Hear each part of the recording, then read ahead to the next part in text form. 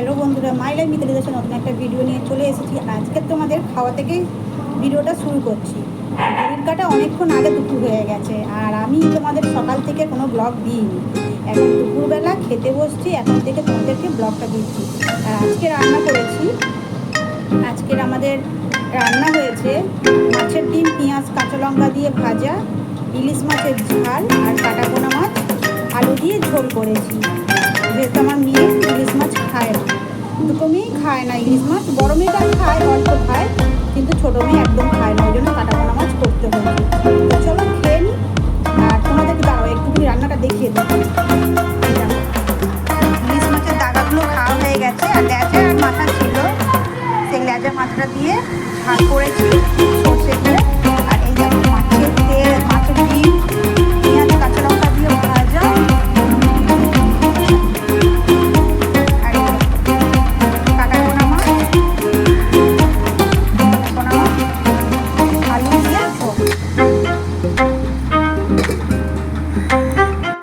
খাওয়া দাওয়া করে নিয়ে ঘুমাচ্ছিলাম। এত ঘুম পেয়েছে, আর এখন দুপুরবেলা হলে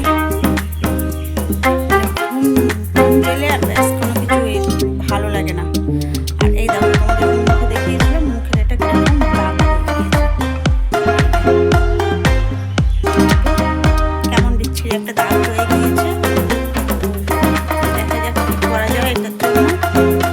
এখন যাবো চাম্পাহাটি, চলো ভিডিওটা দেখতে থাকো।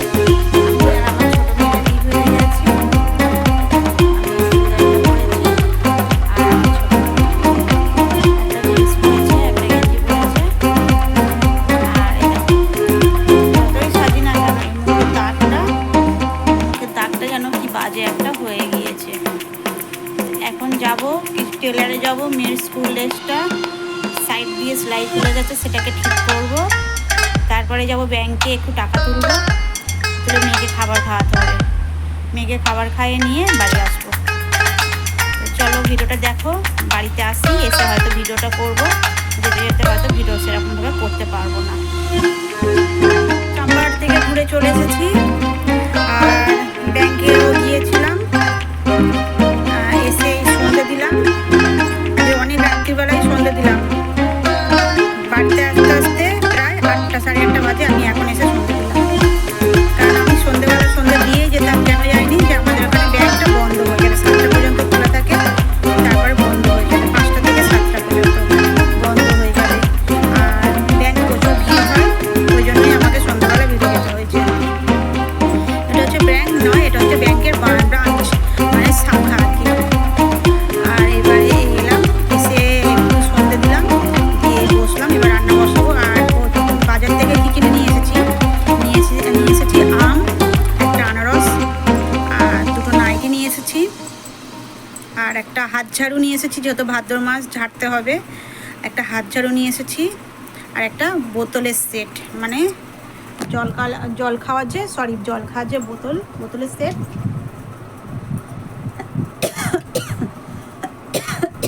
আর আমার মেয়ে এই বোতলটা নিয়েছে।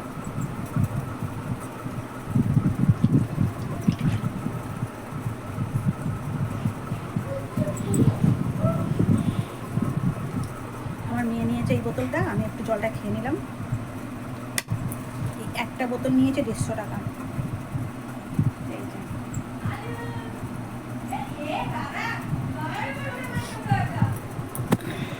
ভিডিওটা এই পর্যন্ত, ভালো লাগলে লাইক কমেন্ট করে দিও, আমার চ্যানেলটাকে সাবস্ক্রাইব করে দিও।